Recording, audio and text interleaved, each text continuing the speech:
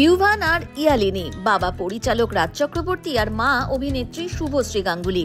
ইউভান ইয়ালিনীর তুলনায় শান্ত, কিন্তু ইয়ালিনী বেশ চঞ্চল। বাড়িতে থাকলে সে দাদার সঙ্গে ঘর জুড়ে খেলে বেড়ায়, সব সময় কিছু না কিছু একটা করার ইচ্ছে। আগে ইউভানকেই মাঝে মধ্যে বাবা মায়ের সঙ্গে দেখা যেত শুটিং সেটে। রাজ যখন বাবলির শুটিং করছিলেন তখন সেটে দেখা গিয়েছিল ইউভানকে, এমনকি বাবার মতো মাইক্রোফোন হাতেও তুলে নিয়েছিল সে। এখন ইয়ালিনীও একটু বড় হয়েছে। বছরখানেক বয়সের ইয়ালিনী এবার শুটিংতে যাওয়া শুরু করলেন। এখন চলছে পরিচালক ইন্দ্রদীপ দাশগুপ্তর গৃহপ্রবেশ ছবির শুটিং, যেখানে ফিমেল লিডে রয়েছেন শুভশ্রী।